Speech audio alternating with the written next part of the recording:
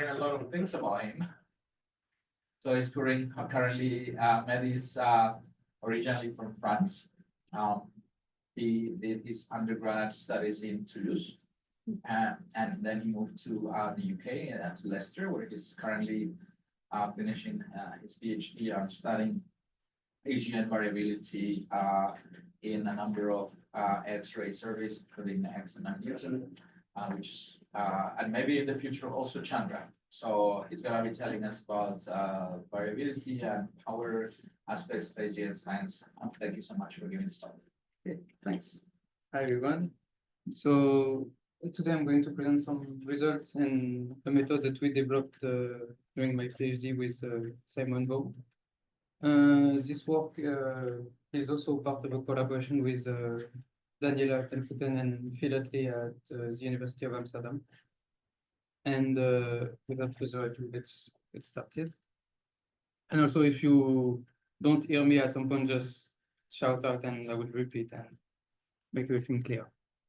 So this is just the content of this talk, and we'll go through, of course, the science introduction, which is the objects that we're interested in is AGN, so active galactic nuclei, so sources with very high bolometric luminosity, some of the brightest source in the sky. And these sources are powered with by the accretion of matter onto a supermassive black hole. So a black hole with a mass which is between 1 million and 1,000 million solar masses. And these sources are very interesting because they emit at all wavelengths. And this study would be on the X-ray variability of AGN, but you could reproduce this study with optical variability, radio, gamma ray, of course, depending on what you're interested in. And essentially, because all wavelengths probe different, each wavelength probes a different region. Here we will probe essentially the hot corona and probably part of the accretion disk, or at least the relation between the X-rays from the corona and X-rays reflected on the accretion disk. But as I said, depending on your interests in the AGN, you could choose different wavelengths to have a different point of view of these sources. And so essentially what we are going to look at is the inner region of the source, which is where the X-rays are produced. So very close to the central supermassive black hole. So here I've shown you a quick picture of essentially what it looks like. So at the center, you've got your black hole in black. Your X-ray corona, I've put it on the top and bottom, so very close to the black hole, but you have essentially different models.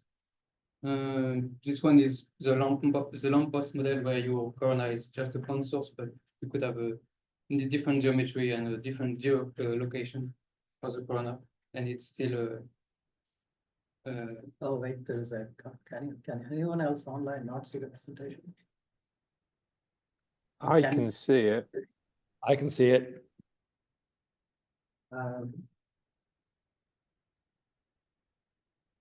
Okay.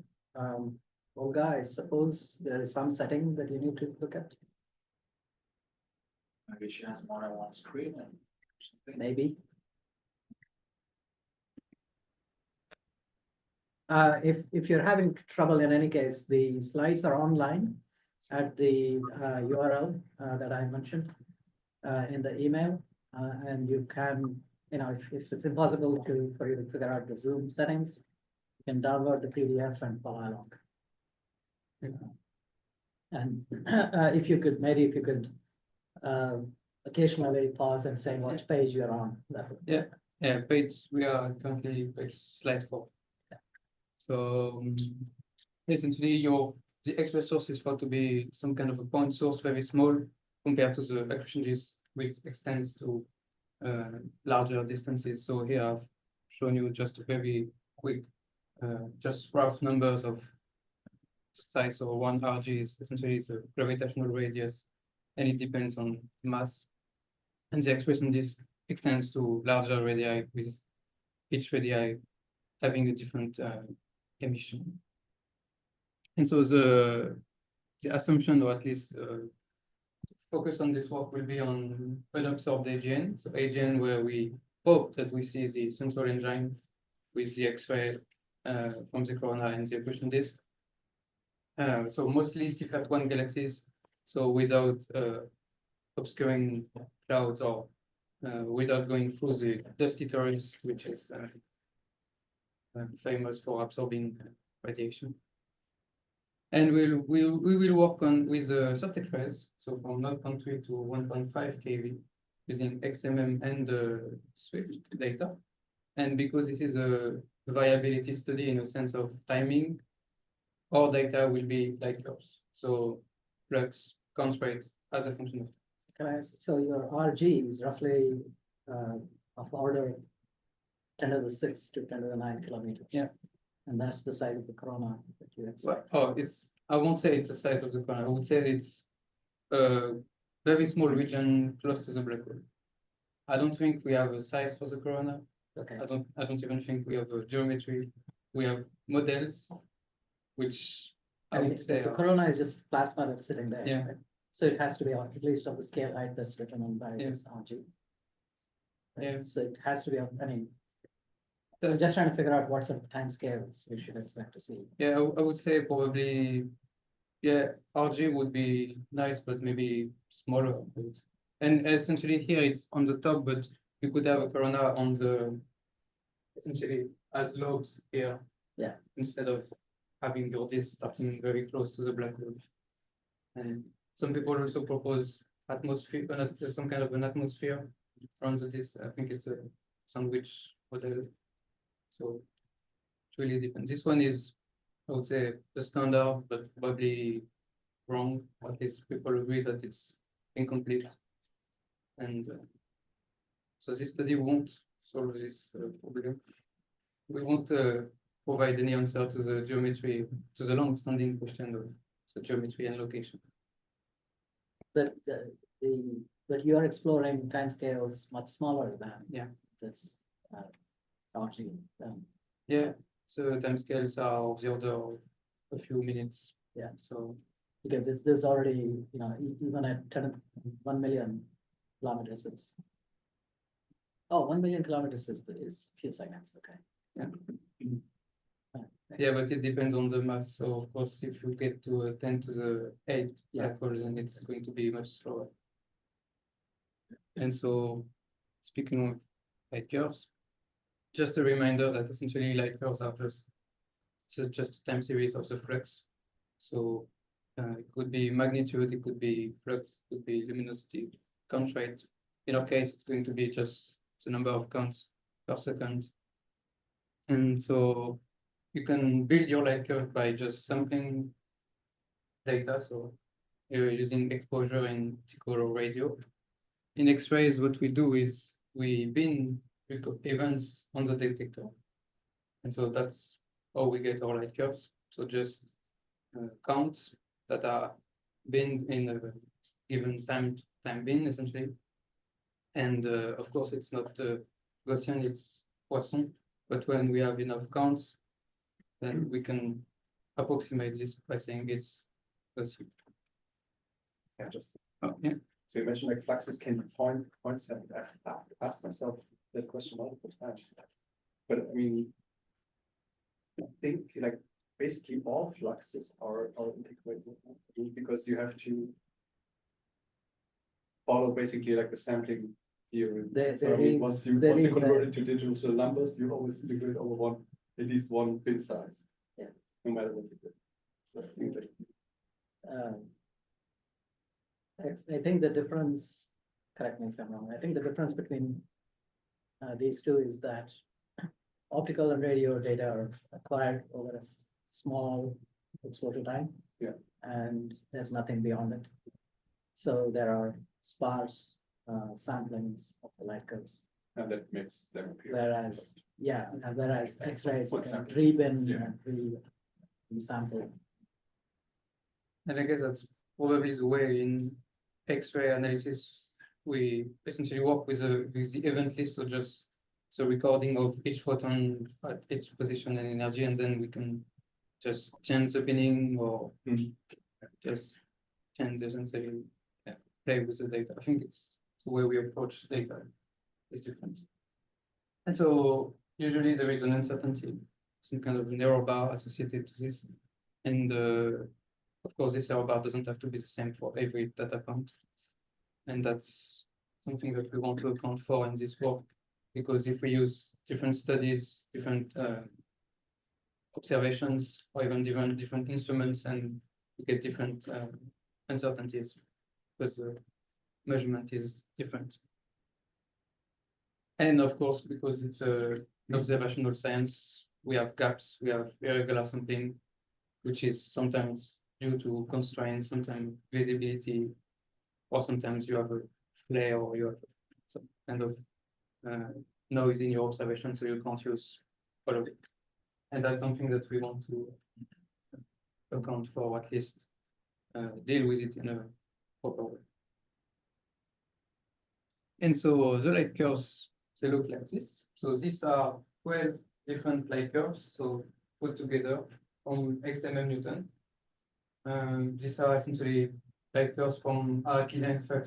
You will see this source a few times during this talk. And it's a well-known variable CFERT1 galaxy. And so you've got essentially the count, southbound as a function of time in kiloseconds. And so some of the segments, yeah. There's a question. Currently not.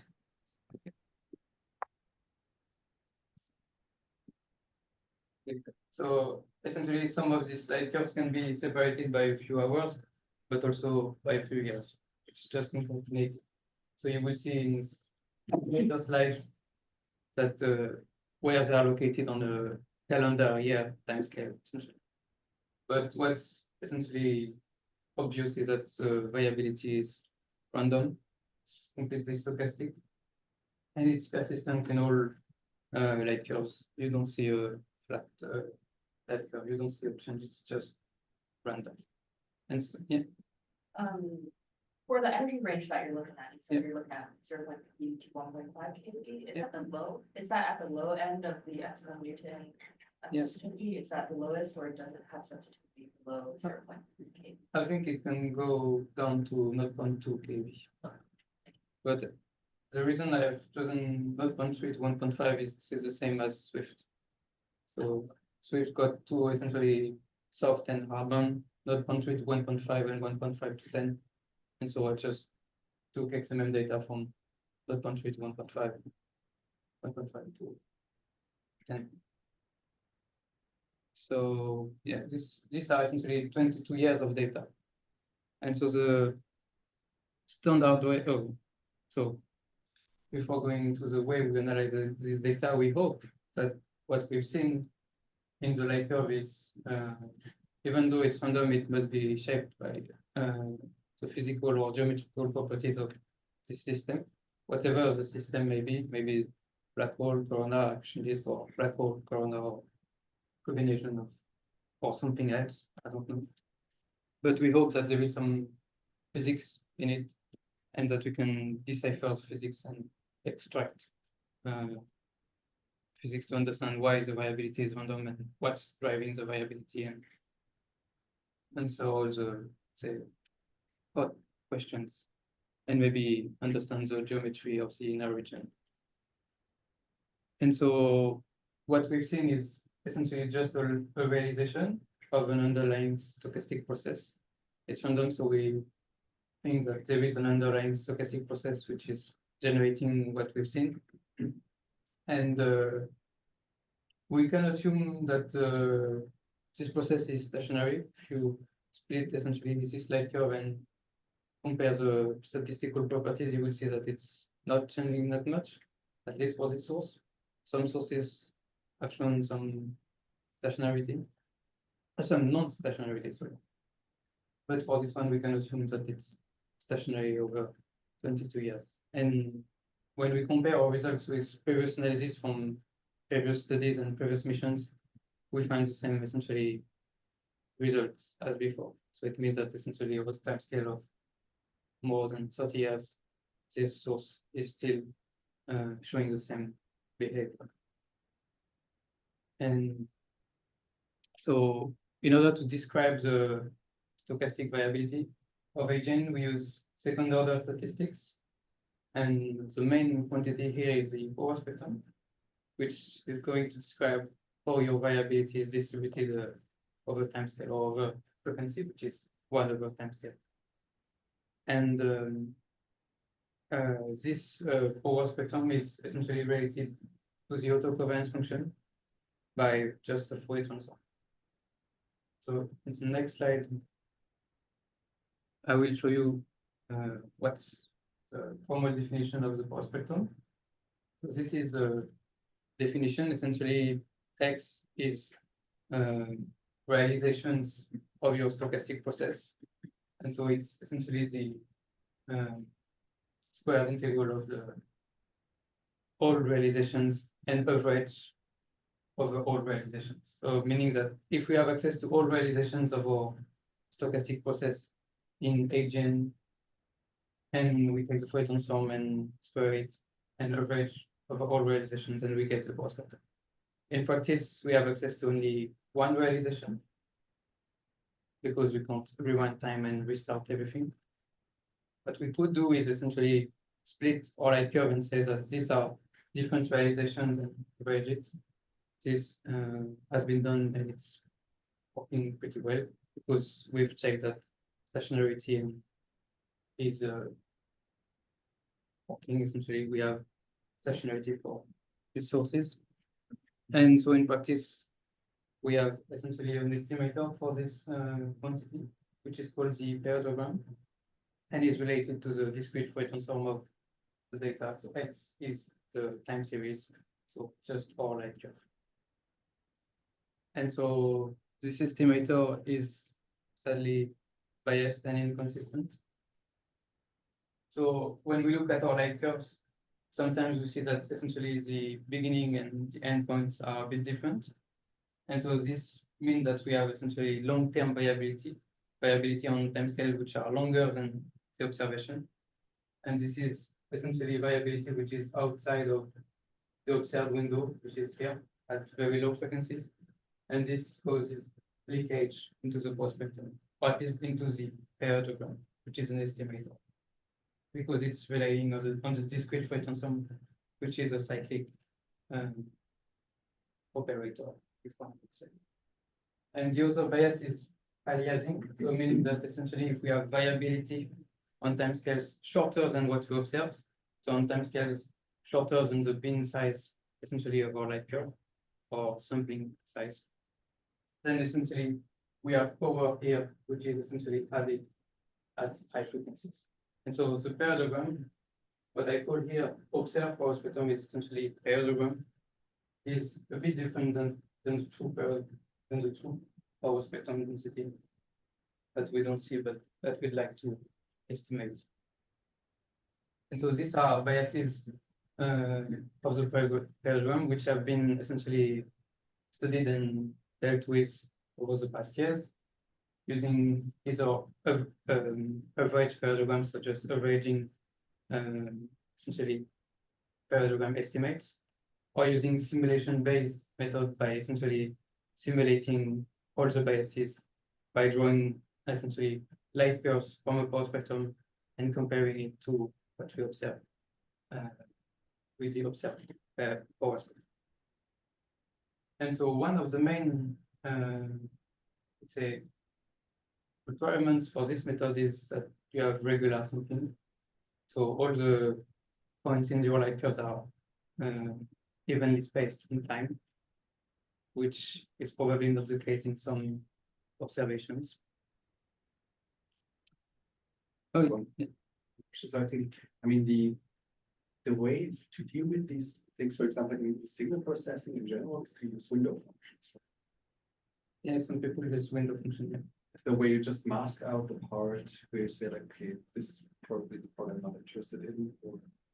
Well, it's when you use windowing, it's going to change your power spectrum. Yes, yeah, your it does. periodogram. Yeah, it does, but it, like, I don't know, it might restrict it to the part you're actually interested in. Yeah. And I was just wondering whether people have used this in the others. No, I've never used. I've seen works using it, but I'm not, let's say, satisfied with the idea of modifying the data before essentially applying the Fourier transform, because essentially it's going to change the shape of your parallelogram at given frequencies. So you need to look at the window function afterwards and look at it. So I would say in this work, because the parallelogram is simple in the sense it's just power laws, I would not would say be happy by manipulating the power spectrum that much by modifying the data. And so this is an estimate. These are estimates of power spectra. So the parallelograms are essentially the points, and the dotted lines essentially are fits to the parallelograms, which are fully estimates of the power spectrum with different lectures. But here you can see that it's irregular. It's RXT data for NGC 4051. And this one was essentially the power spectrum was estimated using a simulation-based method. So it accounted for slightly irregular sampling. So using essentially either segments of the observation which are nearly evenly spaced, and then interpolating linearly when there were gaps. And it works quite well, but then when the sampling is too irregular, when you have gaps of 5 years and you can't interpolate every month or every week. And for this one, it's an XMM Newton observation, so it's regularly sampled. And so you can just use a discrete Fourier transform method like the parallel showed before. And this one is, I think, in between, it's RXT data. So again, it's slightly irregular, but then you can linearly interpolate. And what you can see here on the power spectral diagram is that essentially they all look pretty much the same, power laws, just shifted. And it's mainly due to the mass of the black hole. Essentially, once the heavier it is, the slower it will essentially vary. And so you can see that it's shifted towards low frequencies. And so, as I said, essentially they are well modeled with power laws, which is where essentially the low frequency component is somewhat flat. So sometimes, well, I would say most of the time not really zero, so not white noise, but sometimes on 5 or sometimes 1 or 1 as a power law index. And then it bends to a steeper slope, so alpha greater than 2 in most cases, sometimes even 4. And we don't know why. Essentially, there is no say physical interpretation on why the power spectrum is steep at high frequencies and I would say somewhat flat at low frequencies. And there is a bend, and so we hope that this bend is some kind of a characteristic timescale, or at least related to some kind of characteristic frequency or timescale related to the system. And it's actually related to the mass of the black hole. So on the y-axis, you've got essentially the mass of the black hole. So from 10 solar masses, so this diagram is a bit old because the mass of Cygnus X1 has been scaled by an order of magnitude. But that's still valid in terms of relationship. And on the x-axis, you've got essentially the timescale associated with a break in the power spectrum. And you can clearly see that there is some kind of relationship where essentially smaller mass black holes very, very fast, while supermassive black holes very on time scales of days or less than a day. And so this is these are results from X-ray studies. You can find this kind of relationship also in optical studies. So it's not just X-rays, just that X-rays very, very quickly compared to optical observations. And so, yeah, for a black hole of 10 to the 7, I think the characteristic timescale is about 1 day or half a day. So that's essentially where we expect to find the break. And so this is an example of, let's say, a long-term life curve of an AGN. So this is again AGN 564. And in dark blue, you've got essentially the XMM observations that I've shown you before, which are now located in calendar year. So from the early 2000 up to 2020, I think I'm missing one. And in light blue, you've got the swift pointings, which have larger error bars and are sparsely sampled. So it's completely irregular. It's due to observing campaigns from other sources, and AGN 564 was in the field of view. So we could just collect the data and then. And here there is a simultaneous observation between XMM and Swift. And actually I've used this simultaneous observation to rescale the counts on between the two instruments, because they are not exactly the same detector, but the physics of the CCD is the same, so we can assume that essentially it's just a matter of linear rescaling between the two instruments, because they are very similar.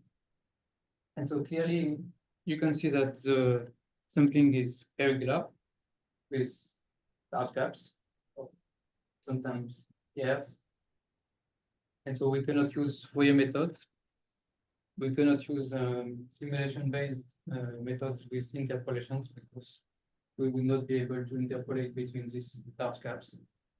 So we need something to analyze this. Yes. Can you say again how you rescaled the two data? Because over there it seems as though if you were to, I'm just wondering if you were matching to a particular point, or if you were taking an integral over a particular range and then using that to rescale the data. Oh, it's essentially finding at this essentially time what would be the expected value if essentially with XMM I want to take a measurement here. And essentially I've just got a scale factor which rescales Swift or XMM just to get the essentially right contract. It's an approximation, of course, but it's consistent with essentially estimator on essentially how the response of one instrument compares to the other one. And actually, in the way we model the time series and power spectra, there is a scale factor, which is an inferred parameter. And if it's 1, then it means that I've done a good job finding what the scale factor is. And if not, then it's less or a bit higher than 1. And so we cannot use Fourier methods.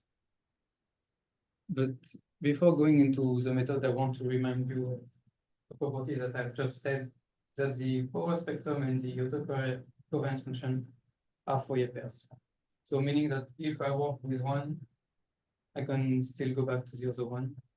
And so every time we talk about autocovariance functions, essentially it's just like talking about the power spectrum. It's just a matter of Fourier transform. So without further ado, let's dive into person processes. Good question. So you said that it's not possible to do Fourier methods. Yeah. But there is this thing called the Lone-Scardo Yes. theorem. Have you tried that? And Yes, why but doesn't that work? essentially you will have the same issues as the discrete Fourier method, in the sense that the power spectrum at high frequencies, at low frequencies, will still have essentially its power, which is added due to long-term variability, long-term variations. And aliasing is also going to affect your power spectrum. But there are ways to get to calibrate it effectively. You mean using simulations and? Simulations, I mean, if you can get the window function, you can see what. Yes, but the window function will modify your power spectrum. No, so you would use the window function to remove the effect of the sampling. Yes. Right? And so you would end up with the original, I mean, Okay. an estimate of the original spectrum. Okay. So I mean, Um, Yeah, if I could make a comment, thanks, Pinay, for mentioning that. I was thinking about that too. The practical, there's sort of a two sides to the coin. One is that the window function can be really messy, and especially if you have a situation with large gaps and so on. So deconvolving the window function may not be trivial, but you're right. In principle, you can remove the what was described as the bias, the leakage effects.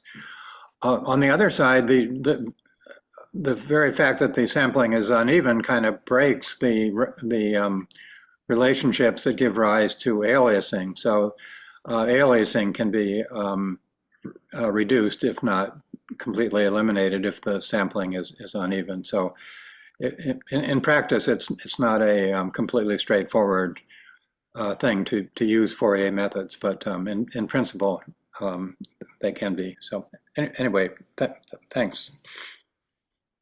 So that's Cargill of Lom's Cargill, straight from the horse's mouth. I would say if you haven't tried it yet, just do a comparison. Well, actually, there is some kind of a diagnostic which is based on Lom's-Cargill parallelogram, and it's essentially to look for features in the parallelogram that we haven't found. So essentially, if there were like some kind of bend or breaks that we haven't found, and actually it's very noisy, so we can't really see any difference between what's the actual Lom's-Cargill parallelogram of our light curve and the, I would say, Lom's-Cargill parallelogram of realizations from the similar process.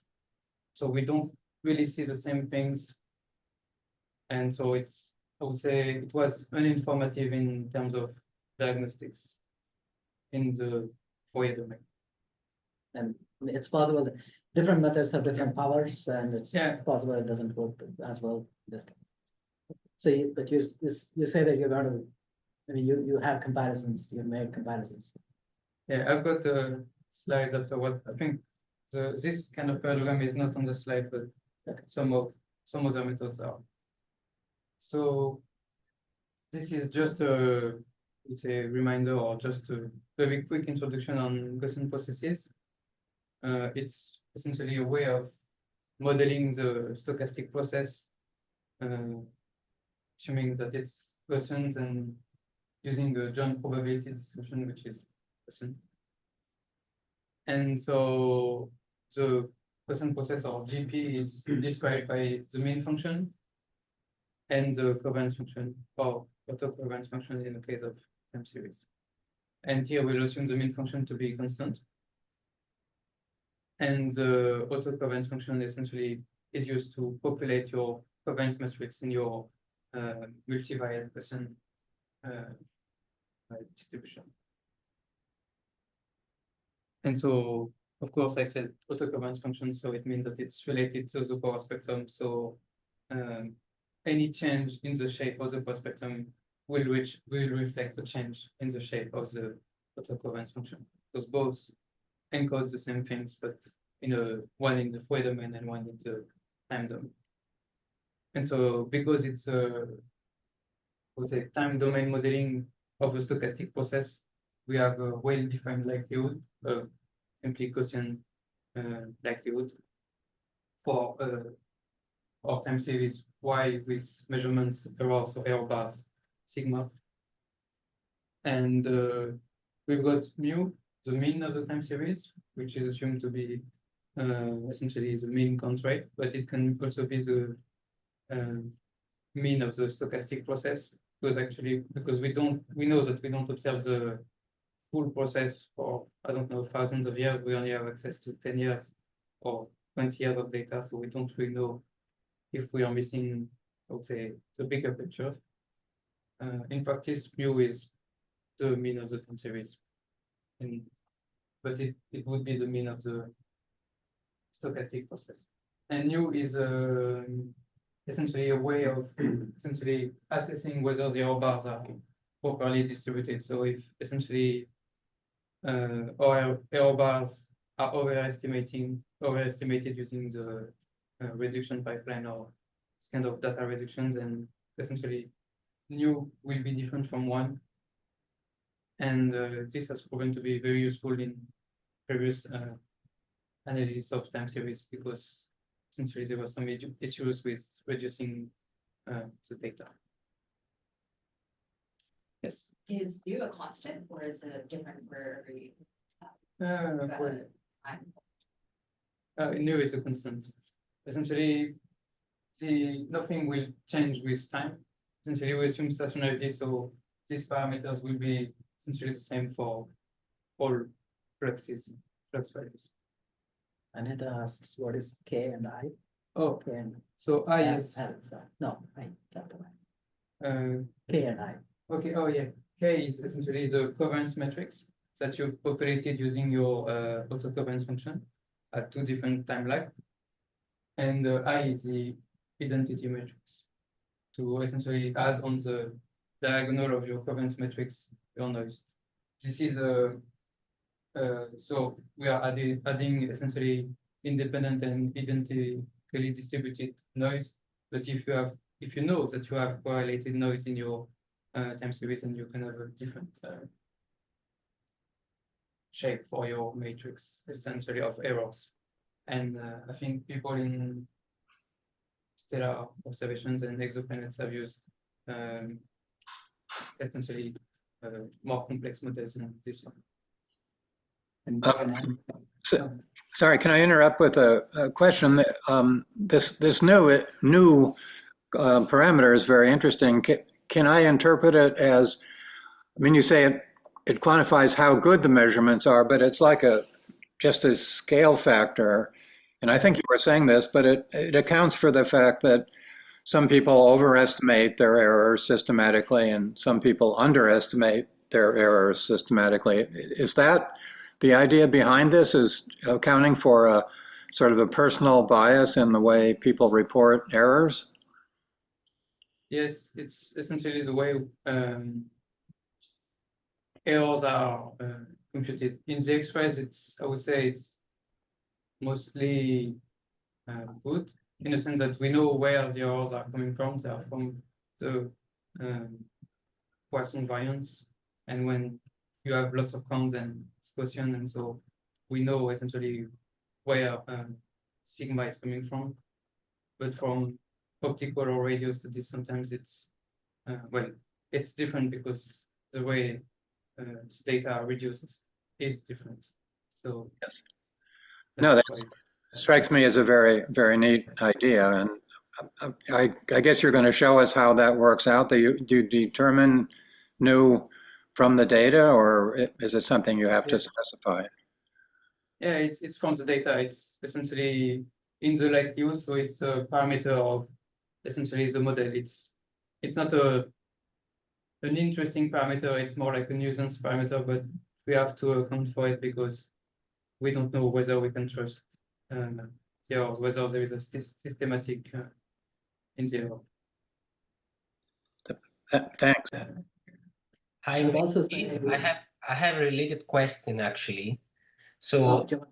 hey, how are you today? So, my understanding is that the measurement error sigma can be computed or is observed. It is observed. Okay, so now I see why you need an additional parameter nu. So it's basically a scaling factor simply. And also actually, so about the K, you said this is the autocovariance matrix. Yes. Oh, so this is high dimensional, isn't it? Oh no, it's just a regular matrix. It's a 2D matrix. It's an n by n matrix, where n is the number of data points in your time series. It's a sample size. Yes, n is a number of fluxes value. Yes, it's number of observations, which is more or less, just to give us an idea of what order here. How many observations do you have typically? Oh, it depends. Well, for Swift light curves, it's sometimes 800, and for if you have XMM and Swift, it's of the order of 10,000 or a bit more. So that's a big matrix actually. Okay. That's why the next bullet point is going to tell you about. So, Okay, go ahead, Mehdi. Merci. And one thing before you continue, so I just want to make the comment that this new can also sort of subsume things like calibration differences, calibration uncertainties in the calibration between, for example, Swift and XML. We have another parameter for this. Oh, okay, all right. Go ahead. And so, as you mentioned, having a matrix 10,000 by 10,000 is, I would say, quite risky and quite difficult to store. But also, because we have to invert essentially this term here, we have to use essentially Cholesky decomposition because we can use essentially the Cholesky factor to also compute this determinant here. So we use Cholesky decomposition, which is very expensive to compute. And so that's why there have been essentially ways to avoid storing the matrix and also doing the computation much faster. So these are essentially two examples of ways of doing these computations in a linear time. So where the cost is just n, essentially. So one is Sorry if I interrupt again. Can I ask a question again about K? So if you do have a parametric model, like for example the karma model you mentioned, I guess you can estimate the parameters of your model and then you can plug them into the definition of K. And so that becomes very fast actually. Computing. Yes. But you don't store K in practice because otherwise you wouldn't be able to use it on a regular machine or even with 100,000 of data points. So I mean, I agree that K in principle is something you want to estimate from the data in a certain adaptive way or non-parametric way. Nevertheless, if you do have a parametric model, then the form of K, so the entries of K are fully defined. And so you don't have a computational cost of n to the power 3. So it depends on how you specify K. Like if you have a karma, then the entries of K are given and they are functions of the parameters. yes, and then you can invert the matrix and essentially compute the likelihood because of the structure of K, because you know its structure, and that's the same for the celerity algorithm or celerity covariance matrix, which is a different way of expressing K with a complex exponential. So it's very similar to karma. Actually, there is a relationship between celerity and karma. You can express one in the other one. And so these are essentially ways of avoiding storing K and at the expense of having a structure for the covariance function. Thank you. And so we are going to essentially I'm going to be interested in this one because it's actually, well, it has been shown that it's actually faster than karma and has a different ways of modeling essentially the power spectrum. And so I'm going to compare some of the methods with this kind of table. So here you've got the method. I would say it's a subjective way of comparing things because it's for especially AGN Lefkir. So if you don't have some of these issues, then you're probably not, I would say, interested in, or you probably won't agree with me with this point. But one is essentially flexibility. So can we allow for any spectral shape that we want? So even power spectra that I haven't talked about, or QPOs, or everything that you wish to add in your power spectrum.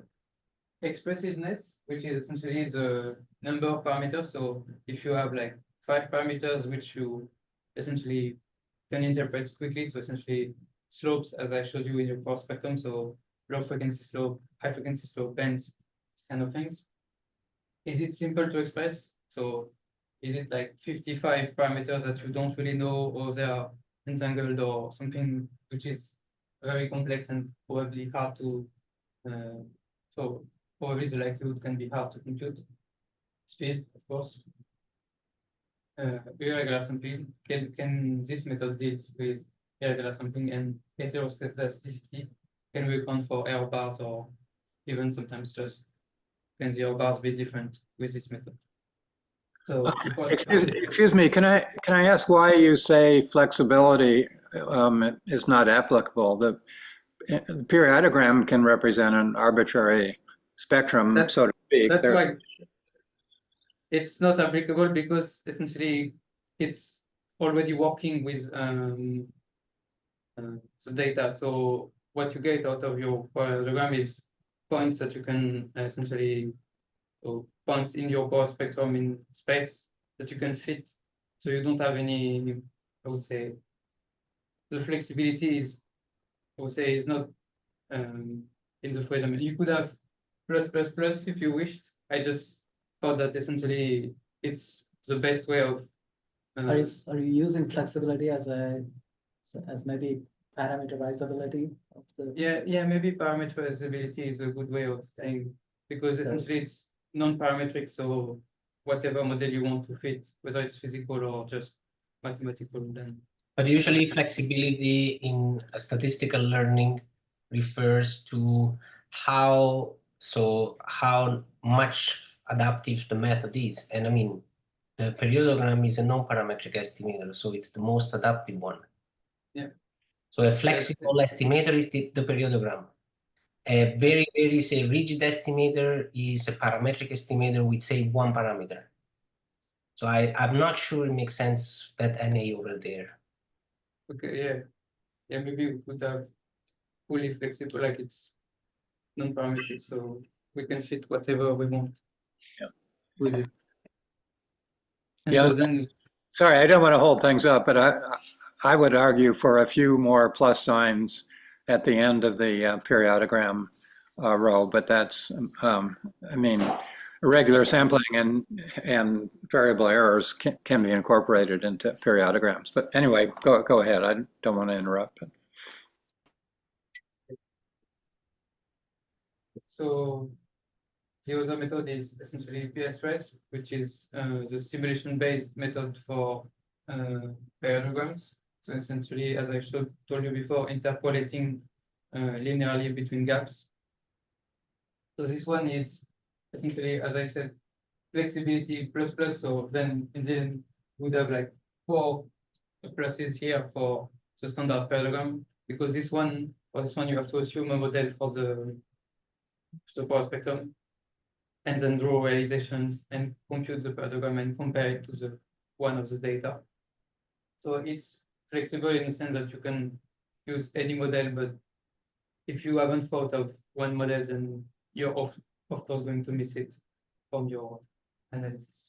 Expressiveness, essentially, you can have as many parameters as you can have 2 parameters, or you can have 50, it's fine. Speed, it's very slow because you have to simulate lots and lots of light curves. And you have essentially to make the simulations larger than what you're observing to account for leakage and aliasing. It can account for irregular sampling, but only, would say, slightly irregular sampling. And heteroscedasticity cannot account for heteroscedasticity. So these are Fourier methods. But for time domain methods, we have got the standard Gaussian process, which is very flexible, but essentially not as flexible as the parallelogram, of course, because you have to specify your model, just like with PSRS. It's expressive because you can have as many parameters as you want, but it's extremely slow and limited to the size of the covariance matrix, so the number of data points. And it can account for irregular sampling because we don't have any assumption on the times of the observation. We just observe flux at this time, and then another point 10 years later, and so. And it can account for error bars as well.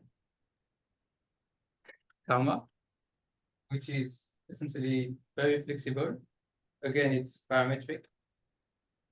I've put a minus for expressiveness, because essentially if you want to model power spectra with specific shapes, just such as the one with power laws with specific power law indexes, for instance, minus 0.5 at low frequencies, and I would say minus 2.65 at high frequencies, and you need lots and lots of karma components to reproduce the exact shape of your power spectrum.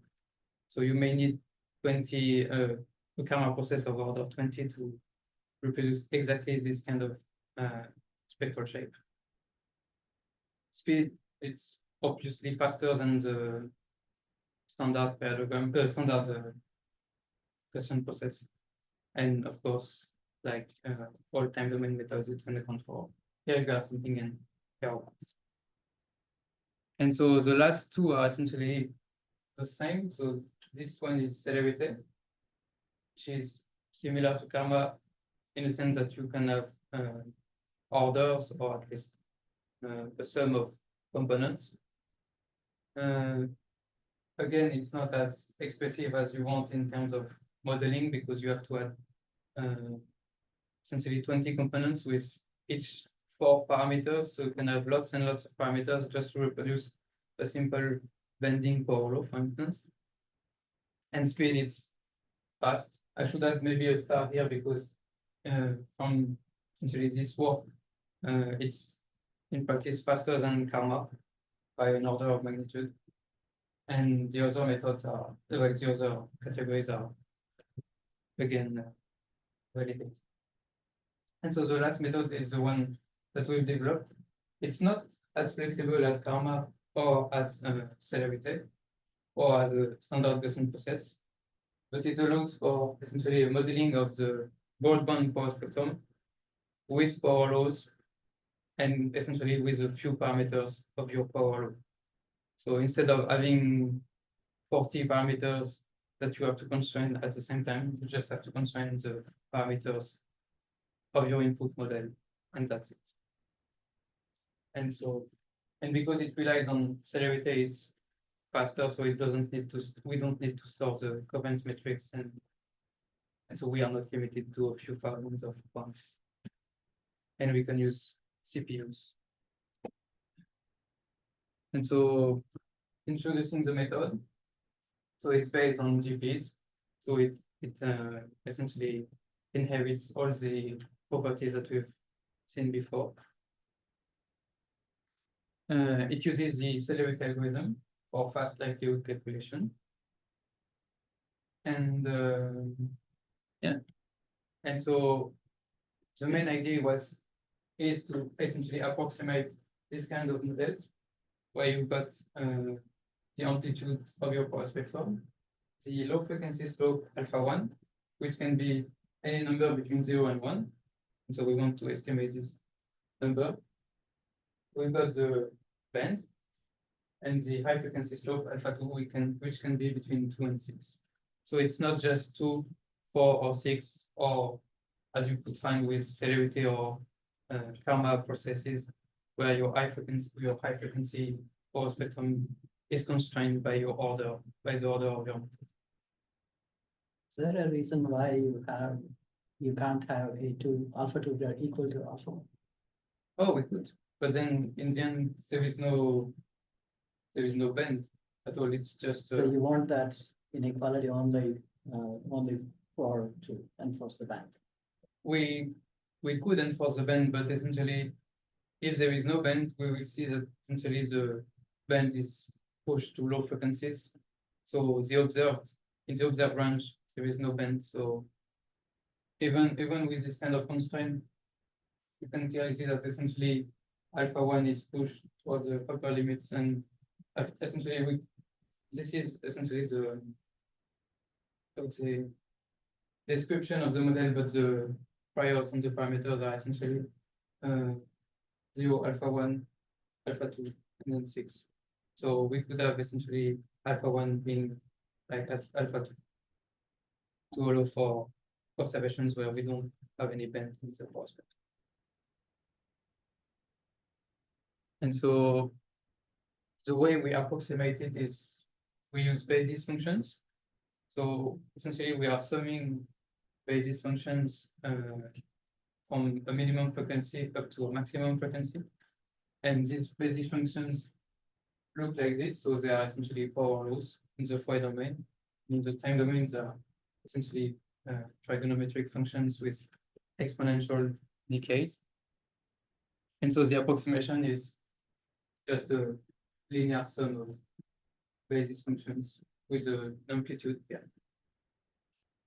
And so we have, in practice, we use 20 basis functions because we have sometimes 7 orders of magnitudes in the frequency domain, because the time scale can be between 100 seconds up to 25 years or something like this. So we've got lots of frequencies to cover.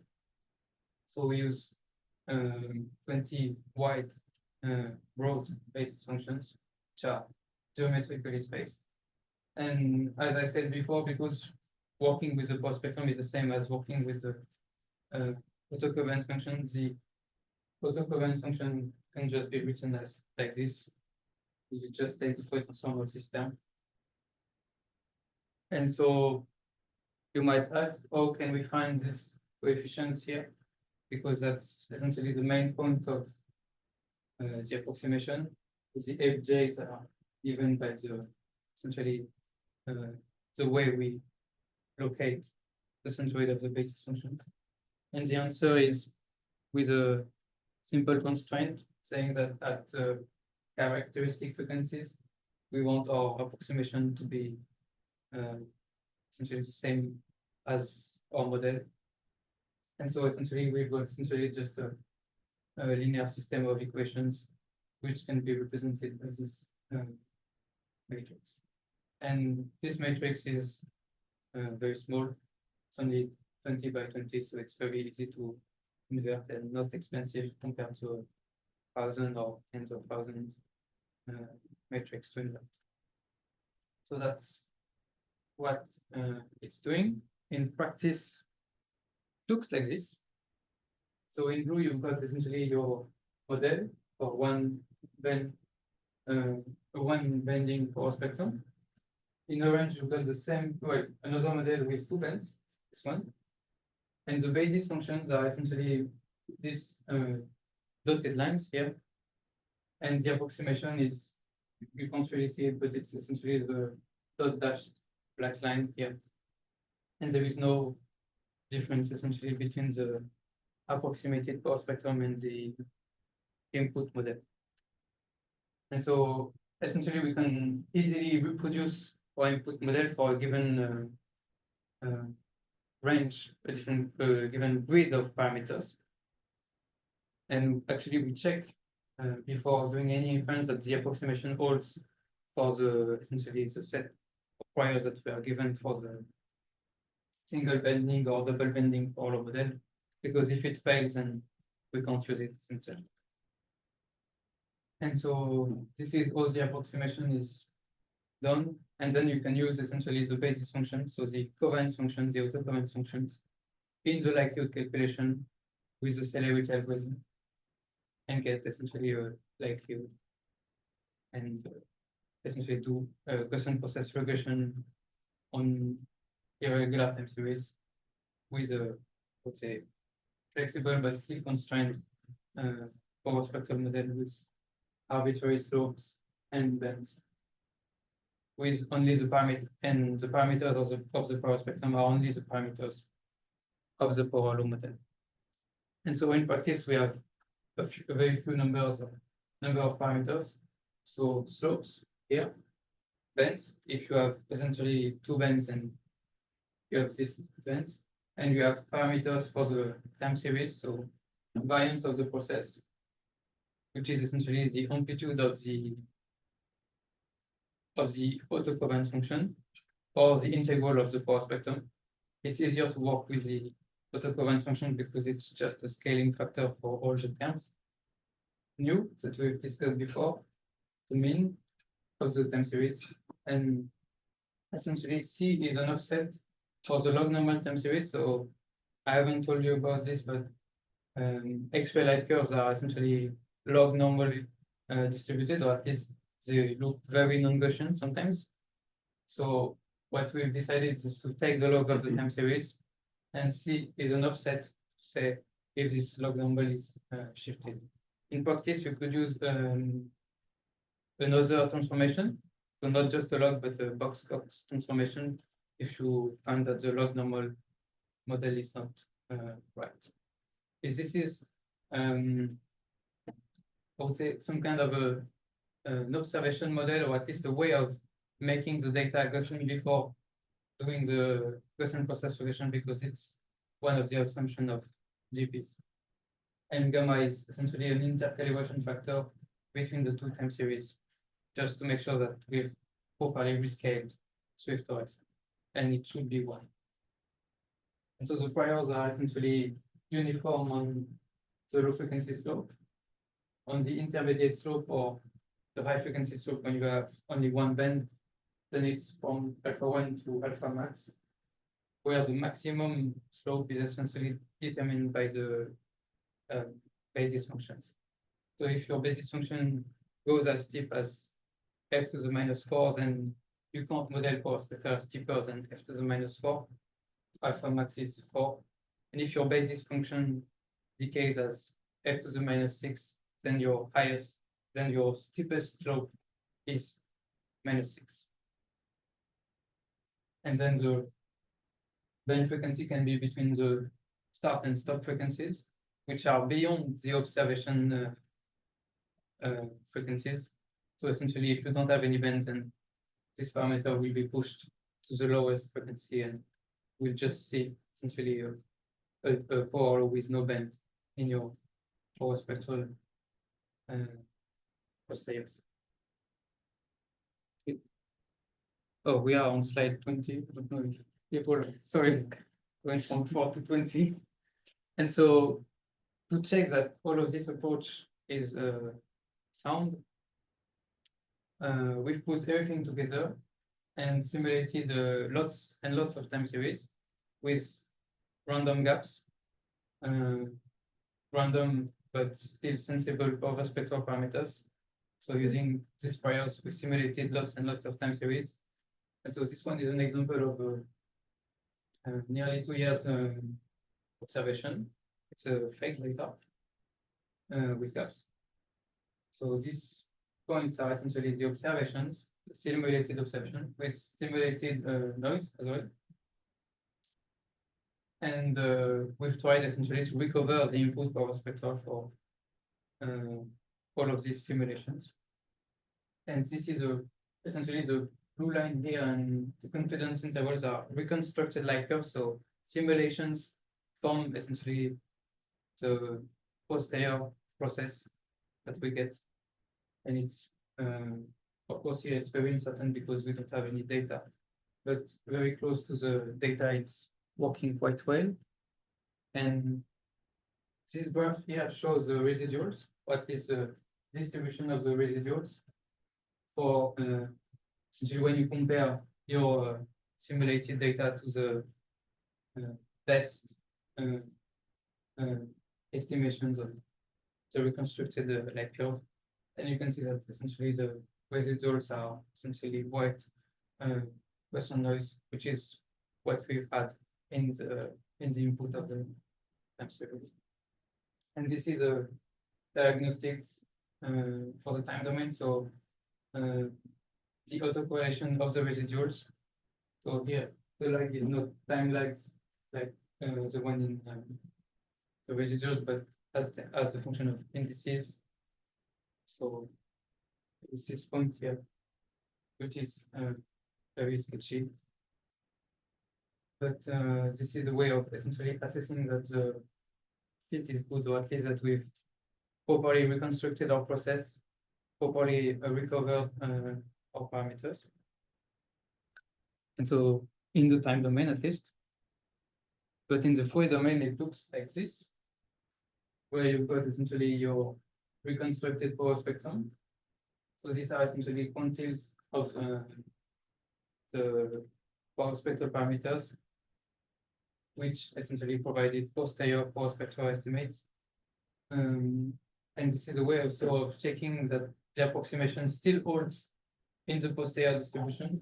So we compute the power spectrum model using the power spectrum parameters. And we also compute the approximated power spectrum models for the posterior samples and the overlap. So we don't really see a difference, meaning that for these samples, the approximation also holds. So that's fine. And there is a noise level. And so we can also compare we can also look at the distribution of the posterior samples. So here you've got essentially the slope alpha 1, which is here. So the truth is in pink or purple, and the median of the distribution is blue here. Same for the band frequency and high frequency slope. And so so the method properly recovered, in this case, the input parameters. And we've got also this parameter, which is just a shift of the log of the transformation, because the time series that I showed you before was a log normal time series. And so this was done for more than 4,000 simulations. So I didn't look at all the 4,000 diagnostics and posterior samples manually. Instead, I've used simulation-based calibration to compare, essentially assess whether this whole process from the simulations, prior definitions, and approximation and inference properly recovered the power spectrum parameters for the low frequency slope band and high frequency slope. And so the way we compute this is to compute the rank of the prior value. So the prior parameter is drawn, we draw a parameter from the prior distribution. And then we essentially compute its rank in the posterior sample. So we draw posterior samples using nested sampling or HMC. And we compute its rank, and then we essentially look at the distribution of this rank for all the simulations, all the prior values that we picked, and compare them to the posterior sample, to what we've got in the posterior sample. And so we've got essentially ranks, and essentially we expect the ranks to be uniformly distributed, to have a discrete uniform distribution. And it's essentially the case for the band and high frequency slope. But for the low frequency slope, we can see that it deviates from the expected uniform distribution, meaning that essentially there is a bias here, which means that essentially we can't properly recover the high frequency, the low frequency slope in some cases.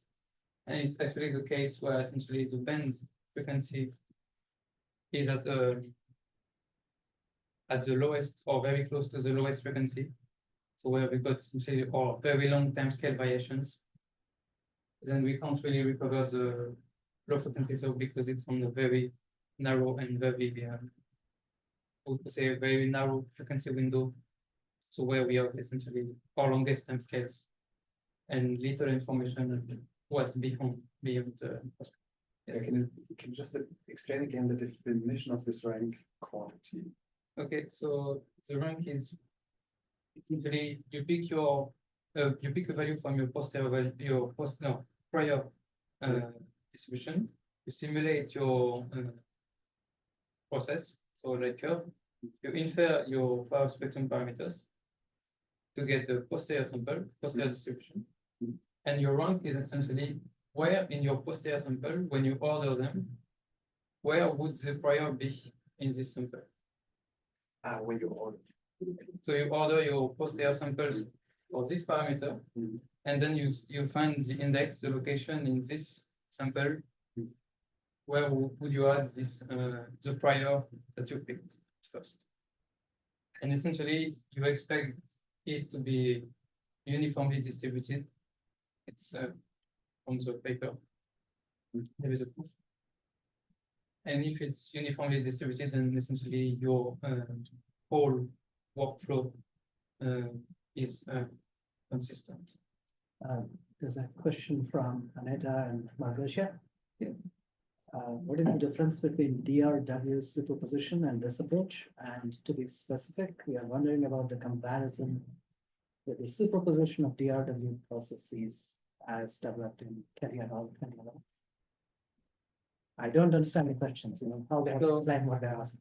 So the difference, so I think you are referring to essentially adding two processes.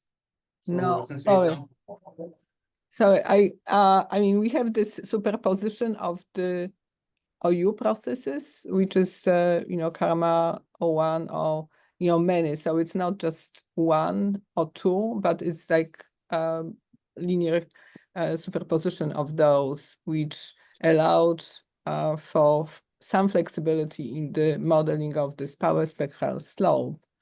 When I was looking at your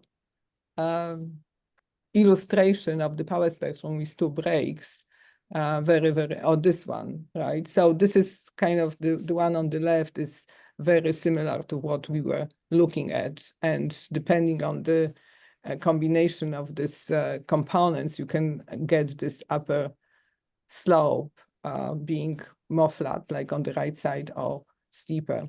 So I was wondering basically what is the difference between the superposition or your approach on one of those slides when you were showing the equation with the maybe you can move up. I don't know what was the slope. This one? Yes. Oh yeah. So there is the superposition SHR, which is the simple one, and then DRW. So there is superposition of OU or dump random walk and celerity. I don't know Yeah. what this exactly means, but then you've got this linear combination of the processes. So I mean, that's the question. What is the comparison between the two of the? Yeah, you're right. So this one is essentially accelerated. So it's this term, which is a general accelerated term. So the general term in the celebrity process. And this one is essentially just functional work. So if you remove this one, essentially this basis function is just 1/1 plus f squared. Mhm. So it's, I think, similar to the sum of dump random walks. But the reason we use this one is that it's actually much steeper than dump random walk or celebrity. So it's much steeper than this one, for instance. And so we can essentially go to steeper power spectral shapes Mhm. compared to dump random walk. Because if you add 1/f2 functions, then essentially it's going to be a combination, and finding the amplitudes of the basis functions is not, would say, trivial. Maybe you would need to estimate this, let's say, manually, so using inference. Well, it would be interesting to actually compare, some of the, you have simulations and maybe, doing the superposition of the, simple dump random walk versus the, whatever, your new method, and see, what are the differences, because like looking at the equations, I don't immediately see what we would have. Anyway, thank you. This was If I may add something as well. So basically what we've done in the paper from 2011 is a superposition of damped random walk, which can give a flexible slope between the bands, but before the low frequency band, it would always be 0, and above the high frequency band, it would always be -2, like in damped random walk, right? So I guess your superposition is more flexible in modeling the shape of the envelope below and above the breaks, right? But not between, and you're right, when you said you had like, for instance, here, we cannot have like some kind of dip here. which karma or superposition of dumped can do. So that's a limitation of our method as well. I just want to mention that we got 10 minutes. So, Okay. go ahead. Okay, so I was here. Yeah. Maybe we can skip it. Maybe if we've got 10 minutes, I can just show some results of this analysis. And if people have questions about the assumptions. And so one of the results of this method is that we can essentially infer for spectral shapes for regular time series, like the one I've showed you for AGN X-ray. And so we've done a test with a single bending power law model and one with a double bending power law model. In fact, we knew the answer to the question, which was, does this source have a second bend? The answer was yes, it was found 20 years ago. And we just wanted to essentially check whether our method could essentially do the same thing. And we got a very, very strong evidence for a second bend using base factor computed using nested sampling. And so we thought it does work. Maybe we can try this with a lot of other sources.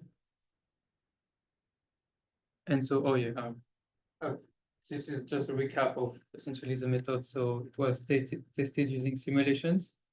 We used AGN X-ray as a test source to essentially check that the power spectrum is consistent with parallelogram analysis from 20 years ago. The workflow is fully Bayesian, using either nested sampling or HMC. We could add QPOs, so essentially just narrow features, which would be like quasi-periodic oscillations in the power spectrum. But I haven't tested it, so it's at your own risk.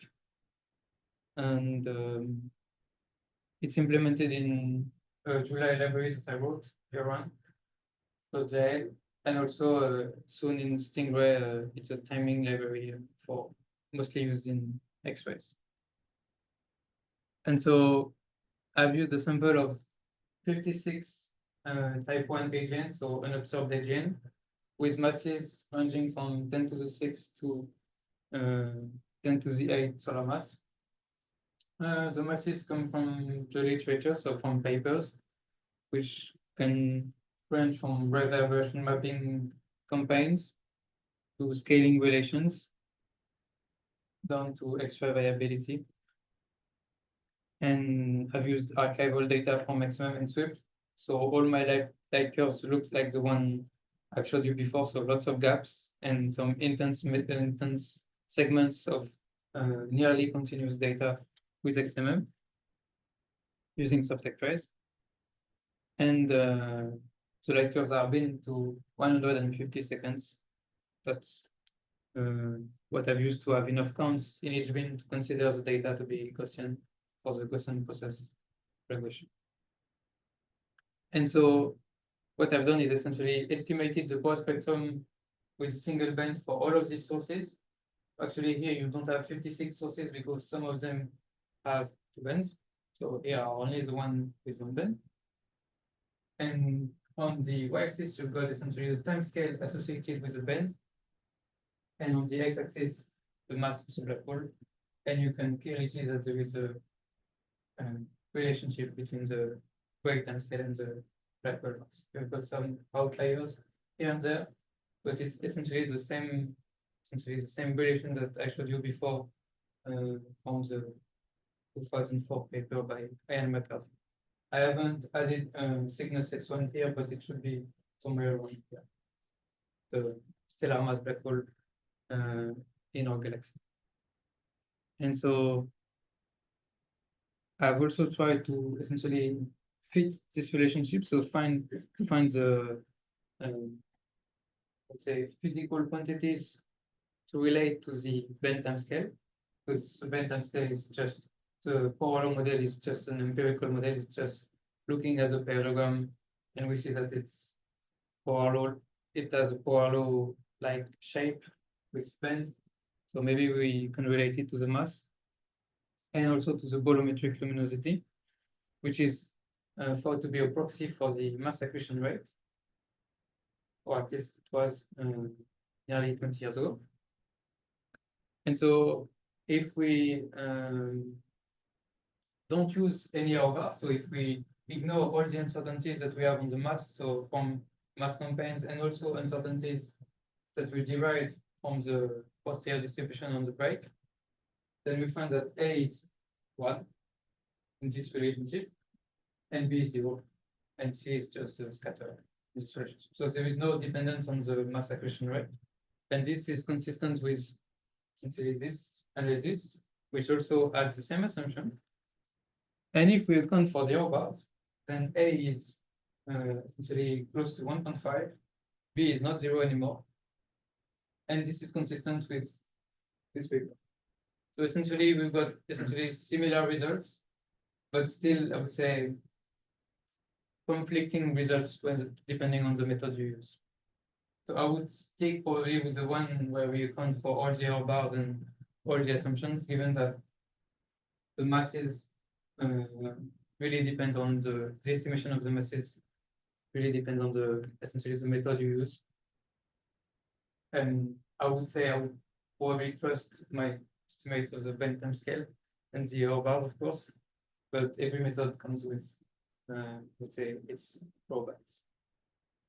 And so, as I told you before, we found some sources with several bends. So AGN 564 is known to have bend. There is another source, IRS 13224, which is known to have a second bend, and it was found by Will Alston using karma, actually. So by testing different orders of karma, I found that the best one had essentially four spectral shape with two bends, and actually with a dip between the two bends, which we cannot model with our approach. And there is another source which was thought to have two bends in it, actually, but it was not significant in any of the previous analysis. And so what we found is this kind of population, I would say, of power spectra. So in dark blue, you've got AGN 564 and IRS 10224 in a range, and you've got essentially the other sources here, including the red one, which is somewhat shifted towards low frequencies. And the reason is that this is a source with a black hole, which is an order of magnitude higher than the other source. So that's why it's shifted. And so the main result of this is that because we have more data, and you've got a method which can essentially model essentially long broadband power spectra with flexible shapes and bands and slopes, we found this source. It would not have been possible without essentially a time domain method, whether it's a GP or essentially something that is not Fourier based, because essentially these kind of time scales are on the time scales of 3 days, 5 days. So with a Fourier method, you have to essentially observe continuously for longer than these time scales. And so if you've seen essentially results of X-ray timing for binary black holes in our galaxy, this is a result of Cygnus X1. So the source that I've shown you before and the plot which was at 10 solar masses. And this is its power spectrum in its hard spectral state. And it really looks like the source that we found. So it really shows that essentially AGN can have probably different states, just like X-ray binaries. And in terms of timing properties, the power spectrum really looks like the one that I've showed you before. And you can see that essentially has been modeled very well with the sum of Lorentzians. So that's the appeal of damped random walk, or at least some of damped random walk models or karma and all of this. And I think that's a nice way of wrapping things around with previous studies, because we can essentially have similar results, or at least similar studies, just on time scales which are on, say, orders of magnitudes higher than this kind of source. And so if we run out of time, I can just leave you with a conclusion. So this is essentially a summary of what we've done. Okay, Jeff, got a question? Go ahead, Jeff.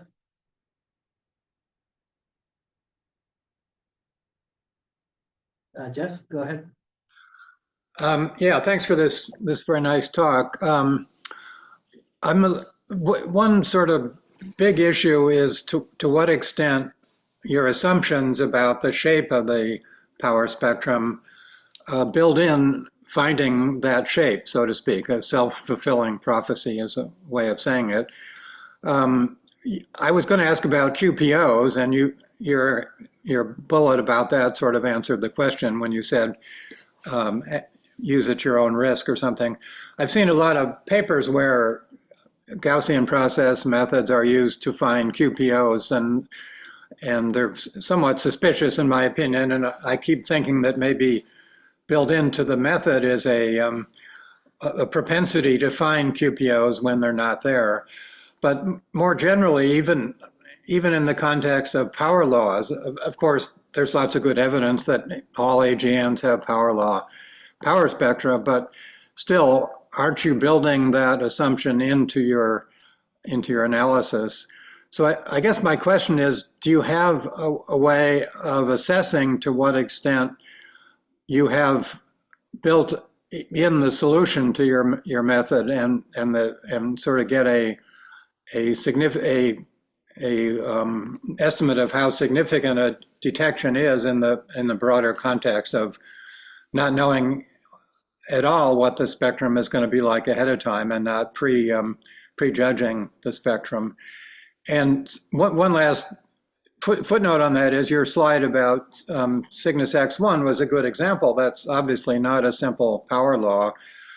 To treat that, do you have to sort of hand put in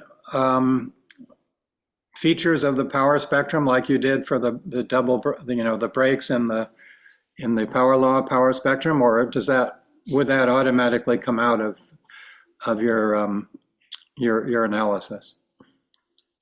So I would say first that the way we assess whether it's a good, whether the band is significant is essentially if the posterior on the band is essentially at lower frequencies than what we observe. So essentially when the band is not in the power spectrum at all, but it's just pushed toward the low frequencies, so the slopes are essentially nearly the same. The band is at low frequency, so essentially there is no band, it's just a power law. And then again, you might say, but what if it's not a power law? Then I would say, then the method is not useful at all because it's made to estimate the shape of power spectra, of power law-like power spectra. And then you can add features, but then that's, as I said, at your own risk. But you add the features after having your continuum power spectral shape defined, so bending power law or double bending power law. Yeah, I understand, but to focus, could you back up to that Cygnus X1 slide? I think 2 slides back. Yeah.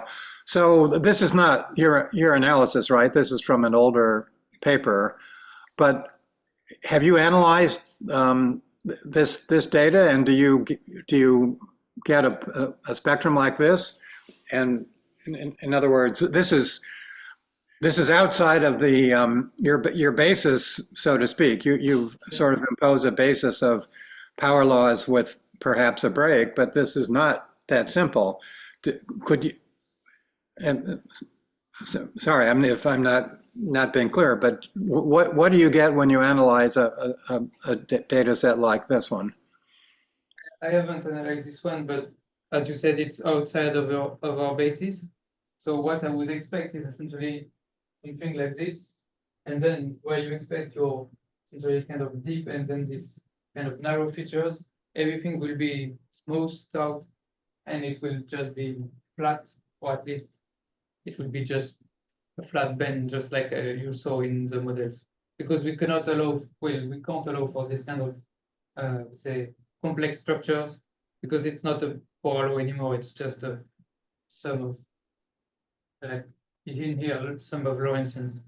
So in this case, it's probably just best to use karma or the sum of damped random walks, because this is exactly what's been done here in the Fourier domain by fitting the parallelogram with a bunch of Lorentzians. Right, and it looks like this group claimed to find QPOs. If I interpret this plot, they think there are QPOs at a sort of the middle of the frequency band. So presumably you could find the same thing. But I guess my basic question is: do you have to put in by hand a QPO basis function? Yes. Okay, Yes. fine. Thanks. That's not built in. It's not even in the code. You have to do it yourself, I would say. Yeah. So Okay. at least you don't find it if it's not here. You won't find anything that is not here. Okay, before we continue, I just want to say we have passed our cutoff time. So I just want to say thank you, Mehdy, very nice talk. We will continue on for whoever wants to stick around, but everyone who doesn't, who has other things to get to, you're welcome to hop off now. So thank you. Yes. Yeah, thanks for that, Vinay. I appreciate it. I have to. One last sort of crazy idea. The original data, as you mentioned at the beginning, is photon time tag, so to speak. The raw data for both X-ray and gamma ray is individual photon times and so on. Is it possible to use unbinned raw photon data in a Gaussian process model? Have you ever tried to do that? But you could use Poisson data in Gaussian processes, but you would need to use a hierarchical model with a Poisson distribution of counts. Right, yeah.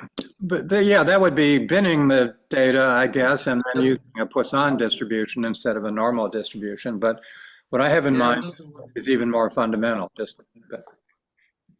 Okay. Yeah, I'm not sure. I haven't seen anything on unbinned data for. But the thing is that for Gaussian processes, we assume sampling, so it's instantaneous. So I don't know how that would work, and if we have like a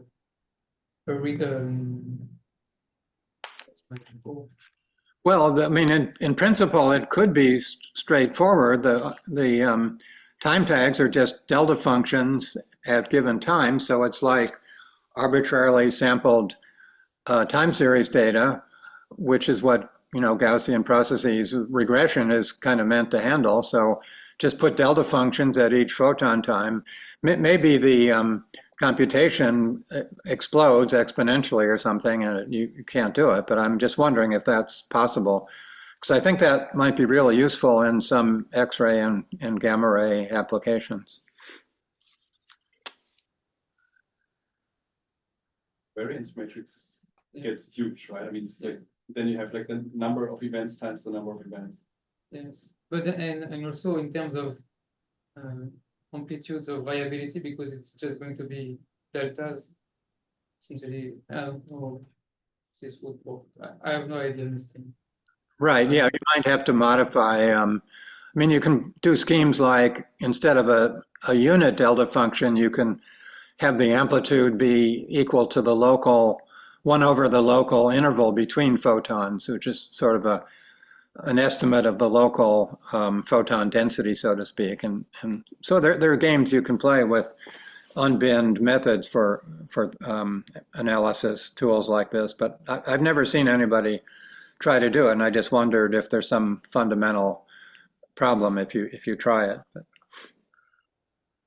Just one point out, Malgosia has had her hand up for a while.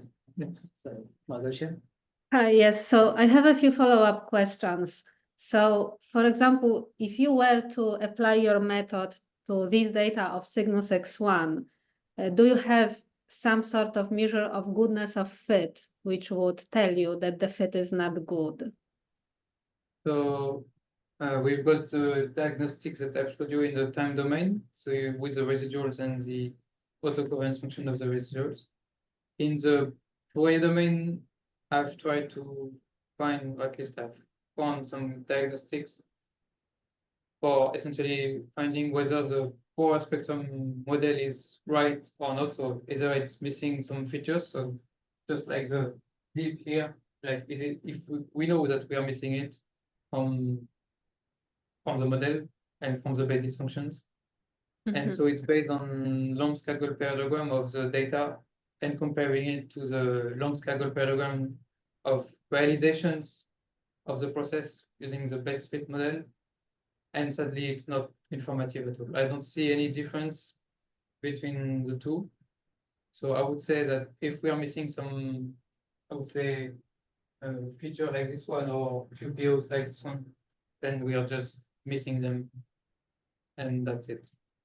Okay. If anyone has any idea, and I'm happy to take this ideas, because I've tried to find some ways of assessing whether the power spectrum model, the resulting power spectrum model is correct, but there is no good way. And then the other question, if you could go back again to the slide which shows the superposition that you are using.